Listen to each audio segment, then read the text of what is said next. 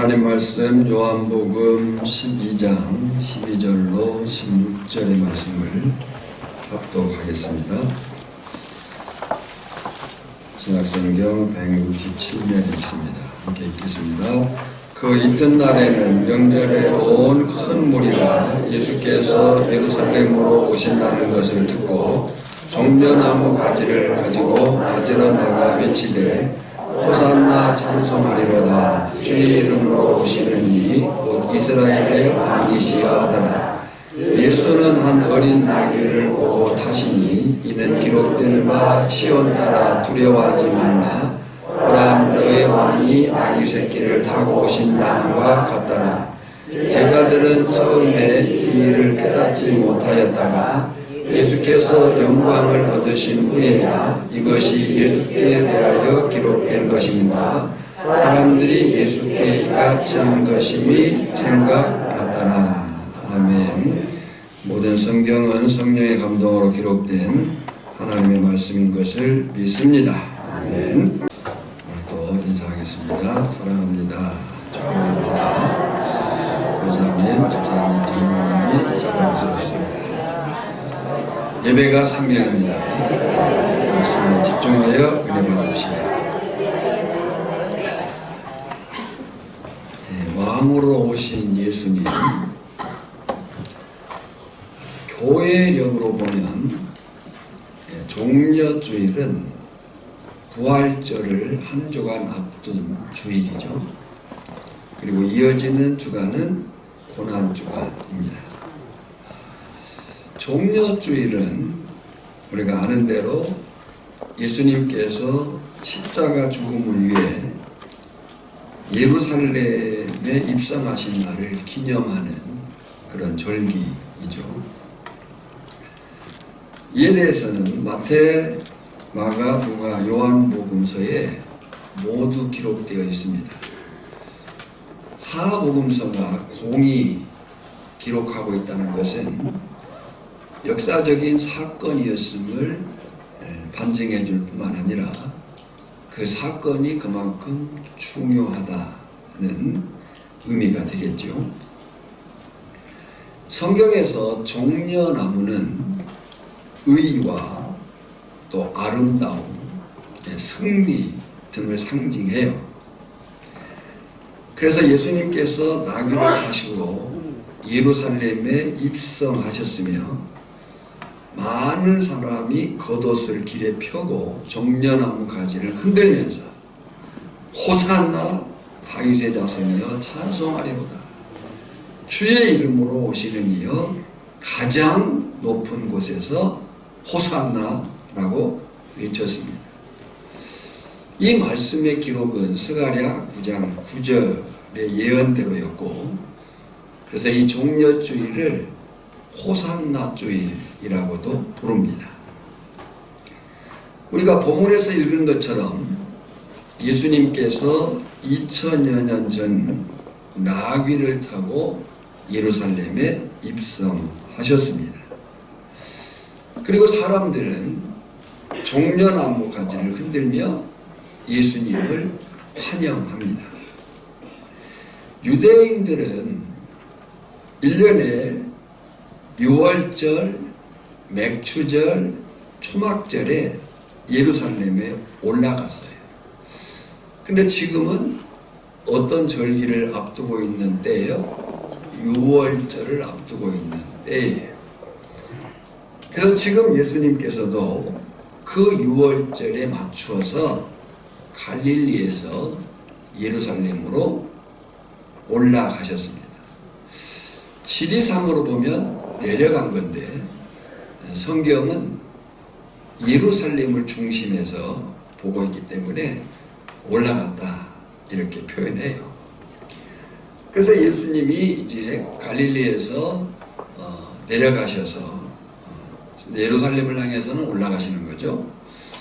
여리고를 지나 베다니에 이르렀을 때 앞에 화면을 보시면 지금 예수님의 이동 경로를 우리가 알 수 있겠죠. 저 갈릴리에서 이제 내려 올라가셔서 여리고를 지나서 베다니에 이르렀을 때 일행이 점점 많아졌고 벳바기에서부터는 예수님께서 나귀를 타셨습니다. 제자들은 겉옷을 길 위에 펴고 무리들은 종려나무 가지를 흔들며 노래를 불렀습니다. 오늘 본문 12, 13절에 보면 그 이튿날에는 명절에 온 큰 무리가 예수께서 예루살렘으로 오신다는 것을 듣고 종려나무 가지를 가지고 맞으러 나가 외치되 호산나 찬송하리로다. 주의 이름으로 오시는 이 곧 이스라엘이여 왕이여 하더라 그랬어요. 호산나 찬송하리로다. 여기 호산나라고 하는 말은 지금 우리를 구원하소서라는 뜻이에요. 앞에서 말한 것처럼 종려나무 가지를 흔드는 것은 승리와 축하를 의미해요. 그래서 우리는 예수님이 행하신 이 특별한 사건을 종려주일로 부르며 기념하고 있습니다. 그리고 이번 주간은 고난주간. 사실 이 고난주간은 기독교에 있어서 가장 의미 깊은 주간이고 어쩌면 역사 가운데에서 가장 길었던 한 주간이에요. 제가 요즘 읽는 책 가운데 가장 길었던 한 주간이라는 책을 보고 있는데 그 책을 보면 예수님이 이제 예루살렘에 입성하기 전 사건부터 시작해서 이제 부활까지 성경과 또 그 역사적인 그 고증들을 전체적으로 쭉 정리해 놓은 광대한 그런 책을 봅니다. 그러니까 이 고난주간은 역사 속에서 교회에서뿐만 아니고 인류 역사 속에서 정말 의미 깊은 주간이고 가장 길었던 한 주간일 수 있겠다는 거예요. 때문에 오늘 본문을 통해서 예수님이 행하신 이 특별한 사건이 우리에게 주는 메시지가 무엇인가? 물론 이 본문의 말씀, 이 메시지는 우리가 처음 대하는 본문은 아니에요. 그러나 다시 종려주일을 맞이해서 오늘 나에게 주는 메시지가 무엇인가를 살펴보면서 은혜 나누기를 원합니다. 첫 번째로 예수님은 겸손과 순종의 왕으로 오셨다는 거예요. 우리가 TV를 통해 뉴스를 보면 한 국가의 원수, 대통령이 타국을 방문했을 때 의전 행사를 합니다. 축포를 쏘고 또 사열을 하고 이런 그 행사를 진행하는 장면을 볼 수가 있어요. 왜 하죠? 한 나라의 대표로서 이제 그 나라에 들어가서 개인적인 일을 보는 게 아니고 공적인 일을 진행한다는 선포예요. 그러니까 그 의전 행사. 우리가 여행을 가가지고 개인이 그 나라에 갔다고 해서 어떤 일을 하지는 않잖아요.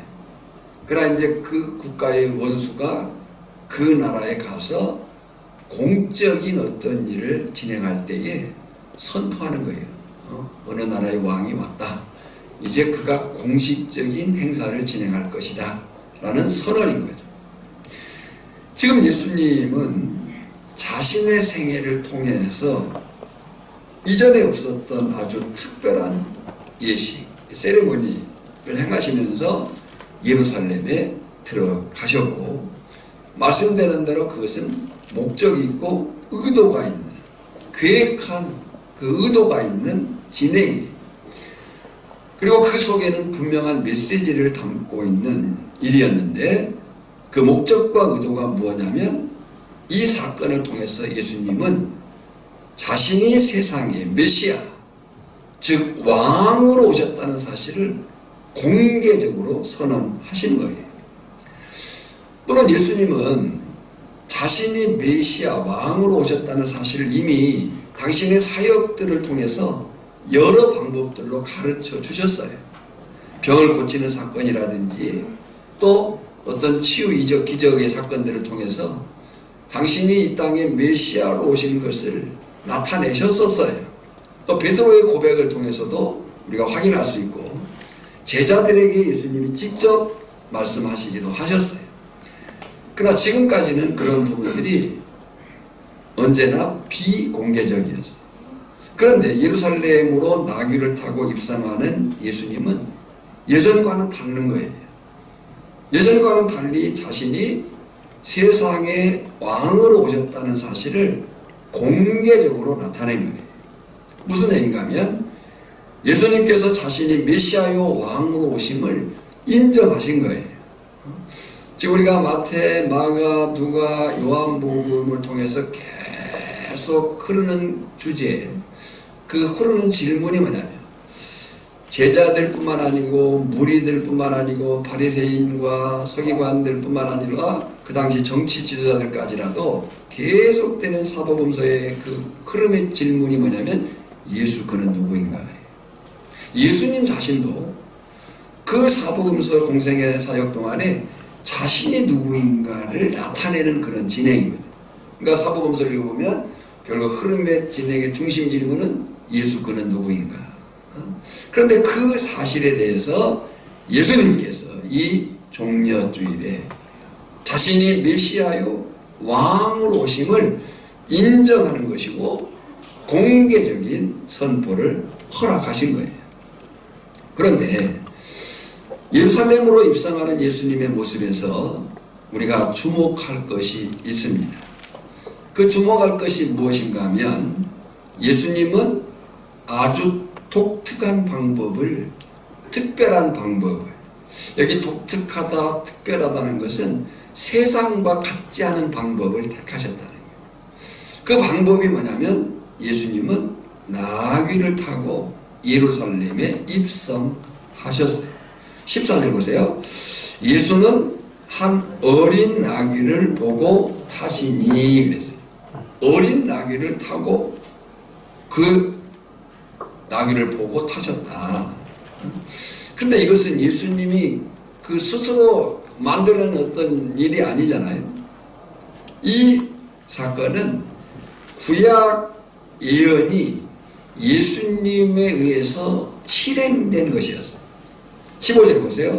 이는 기록된 바, 어디에 기록됐냐면 스가랴 9장 9절에 기록되어 있어요. 읽어볼까요? 시온에 따라 두려워하지 말라. 보라 너의 왕이 나귀 새끼를 타고 오신다함과 같더라. 그러니까 이 나귀 새끼를 타고 오신 예수님의 그 특별한 독특한 방법은 예수님이 창출해낸 것이 아니고 구약에 예언된 메시아가 오면, 왕이 오면, 구세주가 오면 이런 일을 행할 것이다 라고 예언한 그 사실을 이루신 거예요.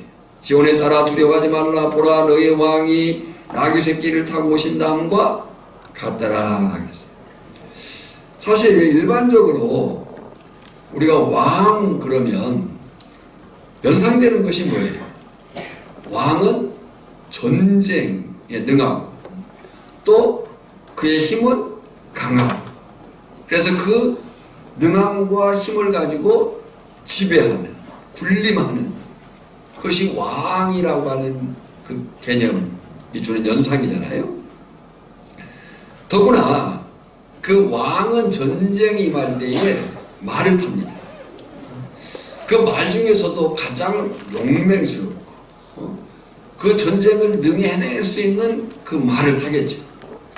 그래서 왕은 전쟁 때 사용된 그 말은 위용이 대단하고 그 위상이 컸어요.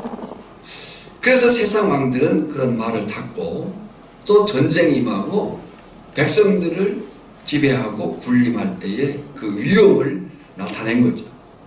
그런데 우리 예수님은 무엇을 타셨다고요? 나귀. 그것도 나귀 새끼를 타셨다. 나귀는 평화를 상징하는 짐승입니다. 더구나 주님을 호송하는 무리들은 왕이 말을 타고 그 위엄과 그 백성들을 다스리는 그 통치력을 나타낼 때에 말을 탈 뿐만 아니라 그 왕을 호위하는 군대, 그 무사들은 강한 자들이었어요. 그런데 예수님을 호송하는 무리들은 창검을 든 군인이 아니에요. 그저 일반 사람들이고 부녀들이고 어린 아이들에 불과했어요. 이렇게 우리 주님은 무력으로 세상을 정복하지 않았습니다. 오직 예수님은 사랑으로 인간의 마음을 정복하신 줄 믿습니다. 주님은 어떤 정치력이나 경제력 따위의 권력을 가지고 폭력을 가지고 인간을 다스리지 않았다는 거죠. 주님은 오직 온유와 겸손과 인내와 사랑으로 인간의 마음을 이끄시고 또한 다스리셨다는 거예요. 마태복음 11장 29절에 보면 나는 마음이 온유하고 겸손하니 나의 멍에를 메고 내게 배우라. 그리하면 너의 마음이 쉼을 얻으리니 그랬어요. 우리는 힘을 가지고 누군가를 지배하고 또 어떤 자기의 권력을 내세우고 그럴 때에 자기의 삶에 안정감이 오는 줄 생각하지만 주님은 전혀 다른 방식의 삶을 우리에게 얘기한 거예요. 나는 마음이 온유하고 겸손하다. 너희도 나의 멍에를 메고 내게 배우라. 그럴 때 너희 마음이 뭘 얻어요? 쉼을 얻는다. 우리는 힘을 가지고 또 권력을 가지고 누군가를 억압하고 지배하고 그 위에 위치할 때에 삶의 안정감을 갖는 것이라고 생각을 하지만 주님은 전혀 다른 방식을 얘기한 거죠. 또 빌립보서 2장 5절로 8절에 보면 너희 안에 이 마음을 품으라 곧 그리스도 예수의 마음이니 그리스도 예수의 마음에서 마태복음에서 마음이 온유하고 겸손하다. 너희는 이 마음을 품으라 곧 그리스도 예수의 마음이니 그리고 7절에 오히려 자기를 비워 종의 형체를 가지사 그랬어요. 8절에 사람의 모양으로 나타나사 자기를 낮추시고 죽기까지 복종하셨어요. 그 십자가에 죽으심이라 그랬어요. 그러니까 예수님은 세상의 왕처럼 군림하고 지배하고 억압하고 어떤 폭력을 가지고 인간을 다스리신 분이 아니라는 거예요. 온유와 겸손과 인내와 사랑. 그리고 스가랴서 9장 10절에 보면 이렇게 말씀하고 있거든요. 내가 에브라임의 병거와 예루살렘의 말을 끊겠고 전쟁하는 활도 끊으리니 그가 이방 사람에게 화평을 전할 것이요. 지금 여기 병거 또 말, 전쟁하는 활 이런 것들은 세상의 왕들이 필요로 하는 것들이잖아요. 우리가 많이 말씀을 나눴습니다. 이 세상은 두 나라가 공존하고 그 두 나라의 싸움이 영적 싸움이라. 그 두 나라는 하나는 세상 나라예요. 이 세상 나라는 공중의 권세 잡은 자가 지배하는 나라예요. 그래서 이 세상 나라의 통치 방식이 뭐냐면 힘이에요. 힘. 그래서 세상 사람들은 뭘 가지려고 해요? 힘을 가지려고. 내가 더 힘이 세다 라는 얘기를 하고 있는 거예요. 그러나 이 세상 나라와는 달리 하나님의 나라는 그 하나님의 나라는 예수님이 하나님이 통치하는 나라예요. 그런데 이 하나님의 나라는 세상 나라와 통치 방식과 존재 방식이 달라요. 세상 나라는 통치 방식이 뭐라고요? 힘이라고 했어요. 그 힘을 가지고 군림하고 지배하고 그것이 능력이라고 얘기를 하는 거예요. 그런데 하나님의 나라는 그 통치와 존재 방식이 힘에 있는 게 아니고 사랑이 있다고 얘기를 하는 거예요. 그래서 이 하나님의 나라의 통치 방식은 사랑이고 그 존재 방식은 섬김인 거예요. 그래서 예수님이 지금 그 말씀을 하는 거예요. 내가 에브라임의 병거와 예루살렘의 말을 끊겠고 전쟁하는 활도 끊으리.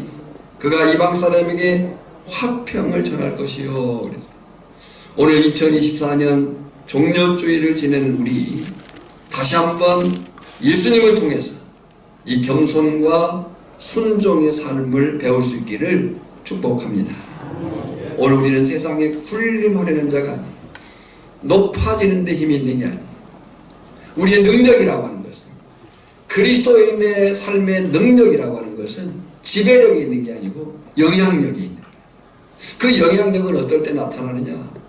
섬기고 사랑하고 위로하고 격려하고 아멘하고 그 삶을 실천해 나갈 때 있을 줄 믿습니다. 두 번째, 예수님은 부활과 승리의 왕으로 오셨다는 거예요. 예수님이 겸손과 순종의 왕으로 오셨지만 그 겸손과 순종은 비굴이 아니에요. 예수님은 부활과 승리의 왕으로 오셨다는 거예요. 16절 말씀해 보면 읽어볼까요? 제자들은 처음에 이 일을 깨닫지 못하였다가 예수께서 영광을 얻으신 후에야 이것이 예수께 대하여 기록된 것임과 사람들이 예수께 이같이 한 것임이 생각났더라. 그래서 거기 밑줄을 칠 부분이 있어요. 예수께서 영광을 얻으신 후에야. 그래서 예수님께서 영광을 얻으신 후가 언제예요? 예수님께서 죽음을 이기시고 부활하신 사건을 얘기하겠죠. 영광을 얻으신 후에야 이것이 예수께 대하여 기록된 것임과 사람들이 예수께 이같이 한 것임이 생각났더라. 그랬어요. 이 사복음서, 요한복음서의 제1독자들은 그 영광을 받으신 후에야 이 사건의 의미를 깨달았어요. 그리고 믿음을 가졌어요. 근데 그들보다 우리가 더 믿음이 커야 되는 이유는 우리는 그 사건을 이미 알고 있어요. 그 당시 제1독자들은 예수님이 영광을 받으신 후에 부활하신 후에 그 사건이 그런 의미였구나 라고 하는 것을 알게 되었지만 오늘 우리는 이 말씀에 특별 계신 성경을 통해서 이미 그 사건의 의미를 알고 있는 거죠. 누가 더 믿음이 커야 돼요? 우리가 더 믿음이 커야 돼요. 그렇기를 주님의 이름으로 축복합니다. 지금 예수님을 환영하기 위해서 나온 수많은 사람은 종려나무 가지를 흔들며 예수님을 맞이했습니다.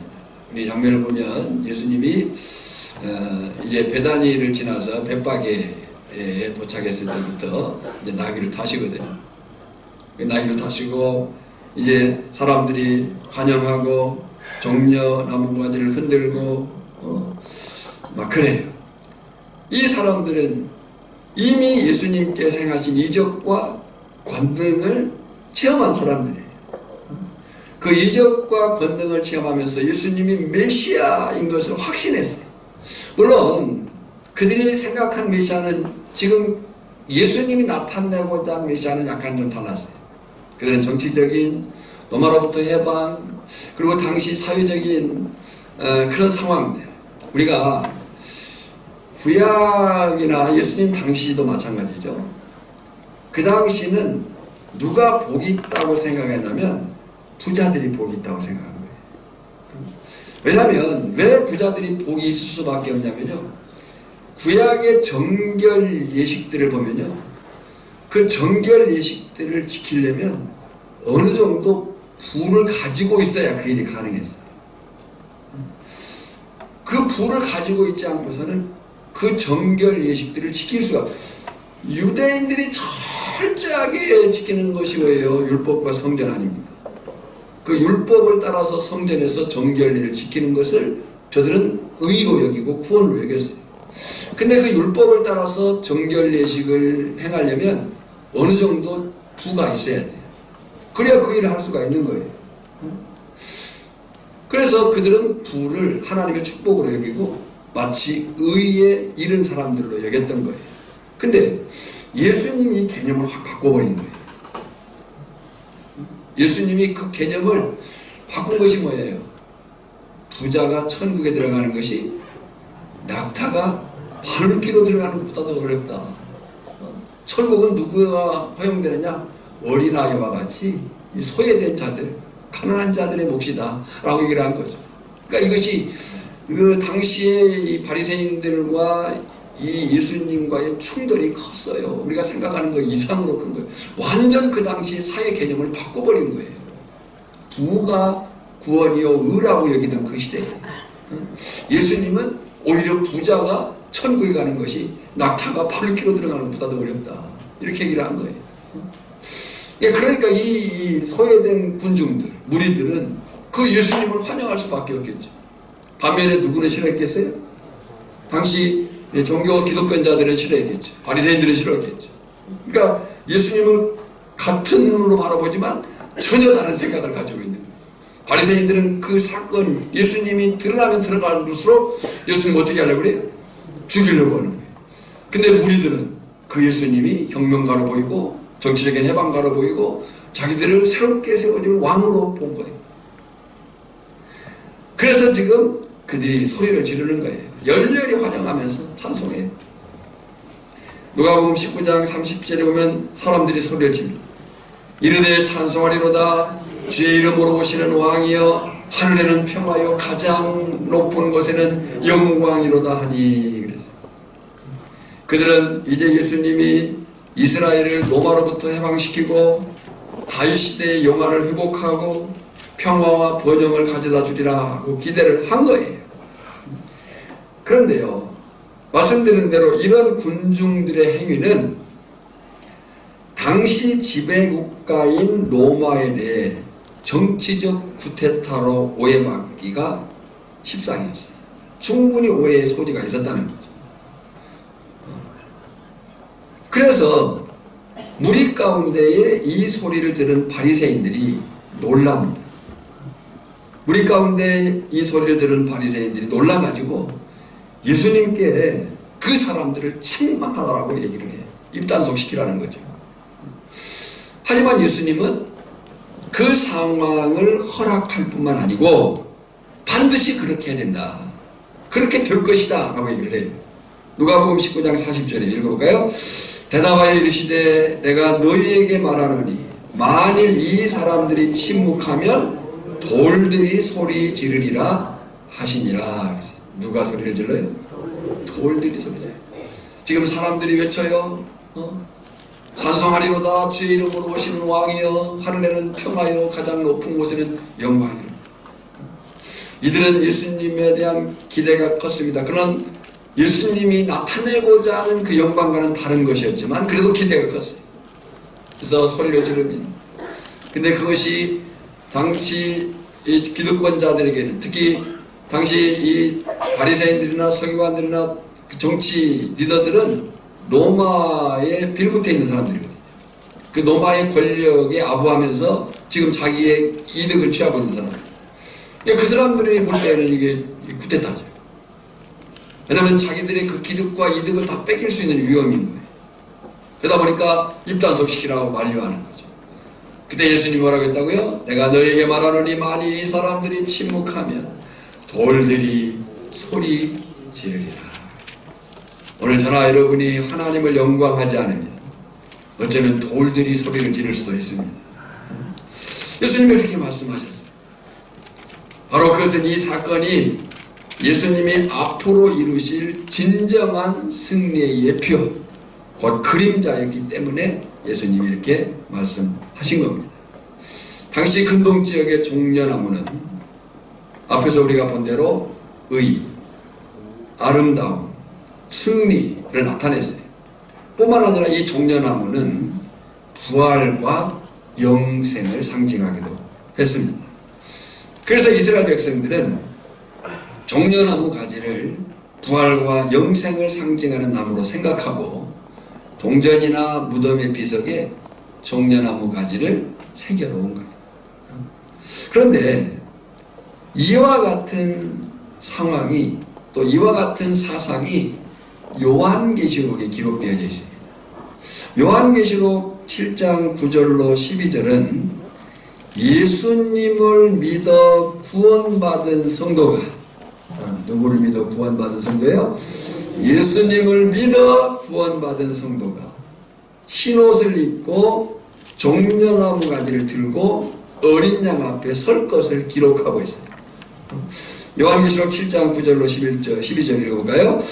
이일 후에 내가 보니 각 나라와 족속과 백성과 방언에서 아무도 능히 셀 수 없는 큰 무리가 나와 흰옷을 입고 손에 종려 가지를 들고 보좌 앞과 어린 양 앞에 서서 큰 소리로 외쳐 이르되 구원하심이 보좌에 앉으신 우리 하나님과 어린 양에게 있도다 하니 모든 천사가 보좌와 장로들과 내 생물의 주위에 서 있다가 보좌 앞에 엎드린 얼굴을 내고 하나님께 경배하여 이르되 아멘. 찬송과 영광과 지혜와 감사와 존귀와 권능과 힘이 우리 하나님께 세세토록 있을지어다. 아멘 하더라. 거기 보면요, 내가 보니 이일 후에 내가 보니 각 나라와 족속과 백성과 방언에서 아무도 능히 셀 수 없는 큰 무리가. 이 말은 구원받은 백성이 많다는 거예요, 적다는 거예요? 많다는 거예요. 그 이단들의 특징이, 또 이단들의 그 강조가 뭐냐면 자꾸 14만 4천을 문자적으로 숫자적으로 강조하면서 구원의 수가 적다, 구원의 수가 적다라고 하면서 누구만 구원받는다? 자기들만 구원받는다 하는 것을 강조하고 싶은 거예요. 근데 성경은 지금 뭐라고 얘기해요? 아무도 능히 셀 수 없는 큰 무리가. 그 14만 4천은 상징수예요. 그 상징수는 선택수 곱하기 선택수 곱하기 천이라고 하는 무한수가 곧 14만 4천입니다. 그래서 선택하는 구원받은 백성은 많다 적다? 많다는 거예요. 아무도 능히 셀 수 없는 큰 무리가 나와서 흰옷을 입고 손에 뭘 들었어요? 종려나무 가지를 들고. 우리 거금도에는 길 가다 보면 종려나무들이 있습니다. 종려나무를 들고. 근데 그 종려나무는 부활과 승리를 상징한다. 종려나무 가지를 들고 보좌 앞과 어린 양 앞에 서서 그랬어요. 오늘 저나 여러분이 그 영광의 자리에 서가야 할 날을 소망합니다. 여러분, 우리가 천국에 가면 서로를 알아볼까요? 몰라볼까요? 알아볼까요? 몰라볼까요? 성 어거스틴은 몰라본다고 했어요. 천국 가면 성 어거스틴은 몰라본다 그랬어요. 그러나 이제 요나단 에드워즈는 알아본다. 그 알아본다고는 그 사실의 근거가 자기 주장을 얘기한 게 아니라 성경이 그렇게 말하고 있다. 우리가 성경을 보면 하나님을 표현할 때 아브라함의 하나님, 이삭의 하나님, 야곱의 하나님. 또 예수님이 변화산상에 나타났을 때 누가 함께 했어요? 모세와 엘리야가. 그 모세와 엘리야를 알아봤다는 거예요? 몰라봤다는 거예요? 알아봤다는 거예요. 그리고 고린도에서에 보면 바울이 우리가 지금은 거울을 보는 것 같이 희미하지만 나중에는 얼굴과 얼굴을 볼 것이요. 또 빌립보 교회를 향해서 바울이 뭐라고 얘기했어요? 그들이 자랑이에요. 영광이요. 기쁨이에요. 너희는 나의 영광이요. 기쁨의 멸류관이다. 알아본다는 게 못 알아봅니다. 물론 이 세상에서처럼 가족관계를 가지고 그런 삶을, 어떤 사람들이 그렇게 말했어요. 우리 아버지도 지옥 갔는데 나만 천국 가. 그럴 수 없어. 안 믿을래. 이렇게 말하세요. 그건 천만의 말씀입니다. 지금이라도 깨닫고 그 아버지의 구원과 그 영광은 모르는 거예요. 하나님의 몫인 거예요. 우리의 몫이 아니에요. 그 메시지를 통해서 내게 주는 의미는 뭐예요? 내가 지금 예수 믿고 너가 구원을 받을 뿐만 아니라 너로 인해서 내 자손들이, 내 관계된 사람들이 구원에 이르게 하라 하는 메시지인 거지. 잘게 생각하면 안 되는 거죠. 자, 저나 여러분이 장차 주님의 그 재림의 영광의 날에 종려나무 가지를 들고 보좌 앞과 어린 양 앞에 서서 큰 소리로 외쳐 이르되, 뭐라고 외쳐요? 구원하심이 보좌에 앉으신 우리 하나님과 어린 양에게 있도다 하니. 모든 천사가 보좌와 장로들과 내 생물의 주위에 서 있다가 보좌 앞에 엎드려 얼굴을 내고 하나님께 경배하여 이르되 아멘. 찬송과 영광과 지혜와 감사와 존귀와 권능과 힘이 우리 하나님께 세세토록 있을지어다. 아멘 하더라. 오늘 저나 여러분이 장차 하나님의 나라에서 종려나무 가지 들고 만나기를 소망합니다. 여러분, 오늘 종려주일에 우리가 다시 기억할 것은 이처럼 예수님이 십자가의 고난을 당하시러 오신 그 이유가, 사실 예수님이 예루살렘에 입성하시고 이제 사복음서의 기록이 다른 성경들을 보면 바로 어떤 일을 행하신 것으로 보이지만 오늘 성경은 베다니로 가셨다. 그러니까 하나의 상징적 사건을 하고 예수님은 빠지신 거예요. 일반의 세상의 왕이 승리하고 성에 입성했을 때는 그 다음 행사가 진행되잖아요. 근데 예수님은 베다니로 나가셨어요. 상징으로. 그러니까 예수님이 예루살렘 입성의 그 퍼포먼스를 통해서 그것이 결론이 아니잖아요. 그 예수님의 그 사건을 통해서 내가 이 땅에 온 이유는 고난받기 위해서 왔다. 그래서 이제 그 이후 고난의 한 주간을 보내시는 사실인 거예요. 때문에 이 종려주일이 예수님이 당하신 이 십자가의 고난을 생각하면서 우리가 다시 기억할 것이 뭐냐면, 예수님이 이 땅에 오신 이유, 예수님이 고난당하신 이유, 내 죄 때문이다. 우리의 죄 때문이다. 오늘 전하를 보니 다시 한 번이 종려주일 고난주간이 우리의 죄를 돌아보고 깨닫고 회개하고 다시 주님 앞에 온전히 서는 그런 기회가 되어지기를 주님의 이름으로 축복합니다. 동시에 이 예수님이 당하신 고난은 죄라고 하는 것이 얼마나 강력한가를 보여주는 사건입니다. 여러분, 죄는 끈질깁니다. 우리가 끝까지 싸우지 않으면 이길 수가 없는 거예요. 근데 그 죄라고 하는 그 힘이 얼마나 강한가, 성경은 우리에게 이렇게 경고해요. 데살로니가전서 5장 22절에 보면 악은 어떤 모양이라도 버려라. 악은 흉내도 내지 말라는 거죠. 죄는 흉내도 내지 말라는 거죠. 이 정도쯤이면 아니라는 거예요. 결국 우리의 영적인 싸움, 우리가 성도로서 거룩을 이루어가는 그 삶의 실제 속에는 옛사람을 벗어버리는 싸움이 크거든요. 새 사람을 던져봐야 되겠지만 옛사람을 벗어버리는 거예요. 우리가 옛날로 돌아가면 안 되는 거예요. 가끔 보면 그런 사람들이 있어요. 한참 믿음 회복하고 믿음 생활을 잘하다가 욱할 때가 있어요. 그 욱할 때를 조심해야 돼요. 그 욱할 때 나도 옛날에는 말이야 이렇게 나오는 거예요. 아니에요. 그 옛사람의 습성을 끊어야 돼요. 악은 모양이라도 흉내도 내지 마라. 죄 되는 것을 두려워야 됩니다. 죄를 멀리 해야 돼요. 또 예수님이 고난이 주는 그 예수님이 고난 가운데 나타내시는 그 사건은 뭐냐면, 우리가 실제 현실 생활 속에서 죄를 거부해야 되는데 그 죄를 거부할 때는 고난도 따른다.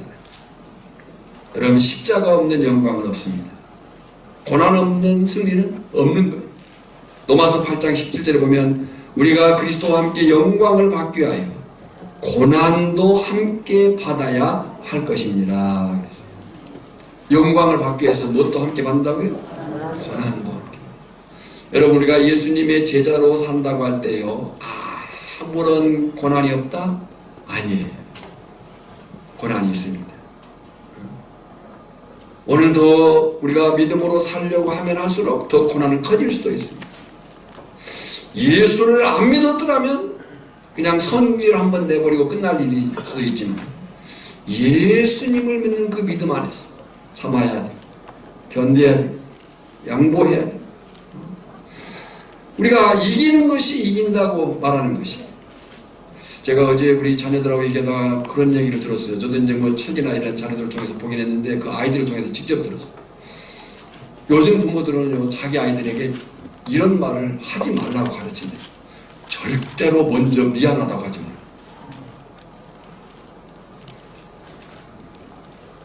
부모들이 아이에게 가르친다는 거예요.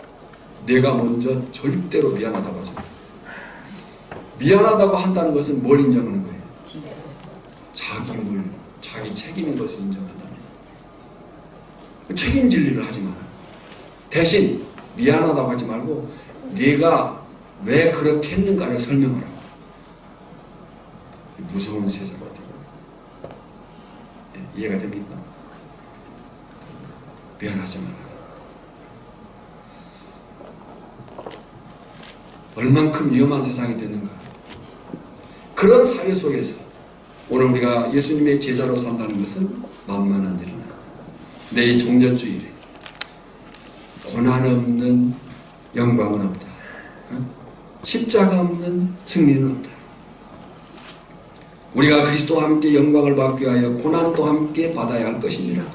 디모데후서 1장 7절에 보면 오직 하나님의 능력을 좇아 복음과 함께 고난을 받으라. 여러분, 예수님을 믿는 믿음 때문에 고난받는 일이 있습니까? 기뻐하시길 바랍니다. 그 고난이 내가 예수님의 제자인 것이 확인되는 증명인 것으로 기뻐하시길 바랍니다. 베드로전서 2장 20절 하반절에 보면 오직 선을 행함으로 고난을 받고 참으면 이는 하나님 앞에서 아름다우니라.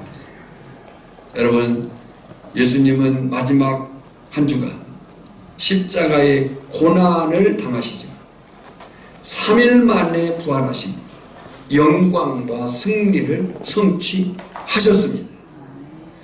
우리가 분명한 것은 십자가는 고난이지만 그 십자가가 우리를 죄와 죄의 질병으로부터 구원받게 하는 능력이 되는 줄 믿습니다. 요한계시록이 우리에게 보여주는 것은 희망의 세계관. 사람들이 갖는 세계관이 세 가지라고 했죠. 세 가지 세계관을 가지고 있어요. 사람들. 하나는 비관론적인 세계관이에요. 비관론적인 세계관을 가진 사람들은 세상이 늘 원망스러워요. 아, 이 세상 내가 살아보려고 했지만 에라 맞아 먹고 그냥 마시고 그냥 그런 세계관. 비관론적인 세계. 그래서 이 비관론적인 세계는 결국은 죽음으로 갑니다. 먹고 마시고 죽자기. 반면에 두 번째 세계관은 낙관론적인 세계관이에요. 아, 그래도 이 세상을 살만하다. 개똥밭에 불러도 이승이 낫다.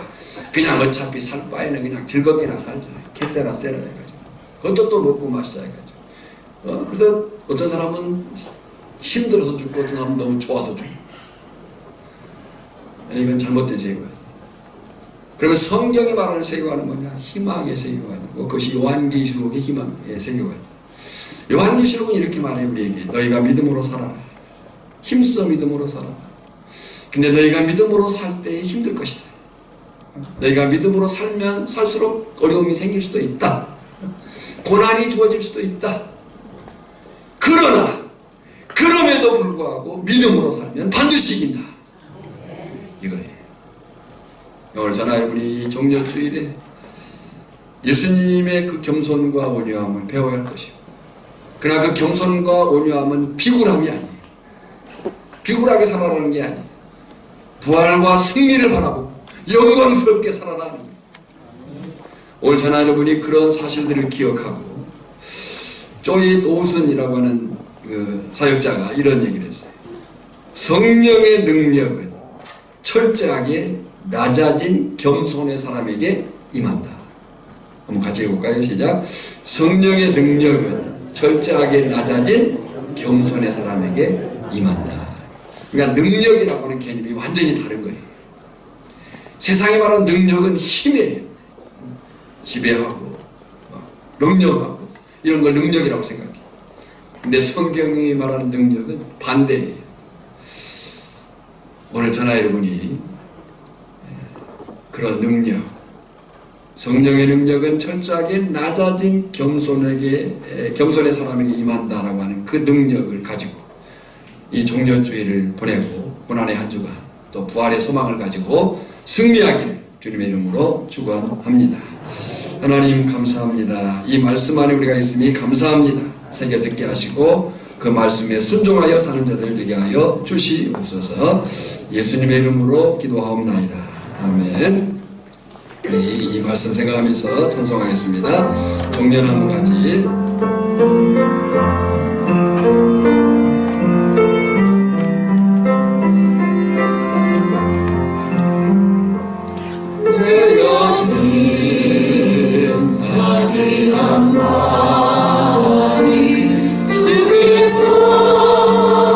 쓰신 바로 제자들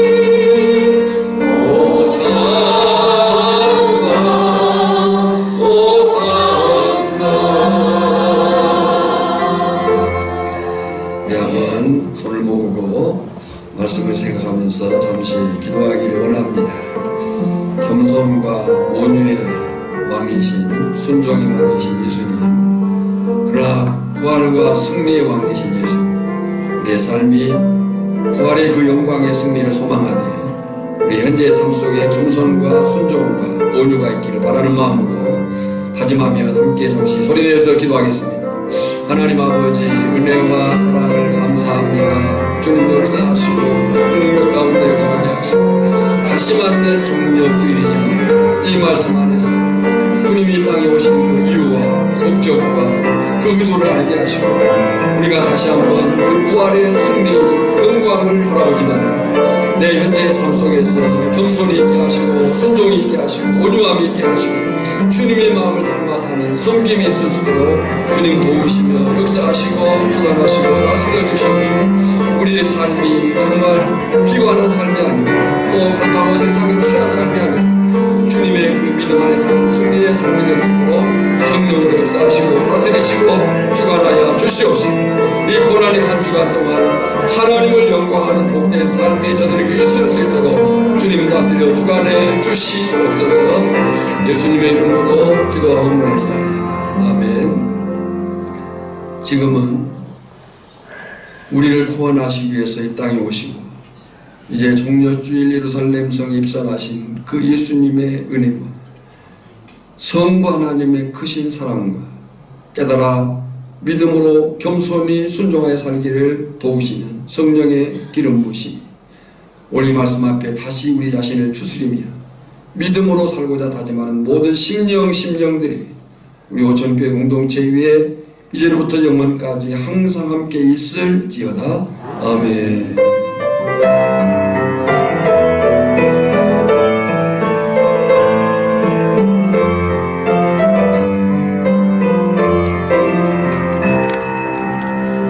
오천에서 도끝까지 도릉에서 땅의 끝까지 주님 오시기를 예배하며 주님만 섬기는 나 되게 하소서. 이 땅의 오천교회에 하늘의 생기 부어주소서. 열방을 치유하는 주님의 삶 주님의 군대를 일으켜 주소서. 성령의 세바라 성령의 세바라 이 땅에 불어소서. 지혜 없는 생기로 우리를 다시 살리사 이 땅에 하나님 영광 거하는 그런 나라가 되게 하소서. 열방에 하나님 영광 비추는 오천교회가 되게 하소서. 성령의 세바라 이 땅에 불어소서. 주의 영의 생기로 우리를 다시 살리사 이 땅에 하나님 영광 거하는 그런 나라 되게 하소서. 열방에 하나님 영광 비추는 오천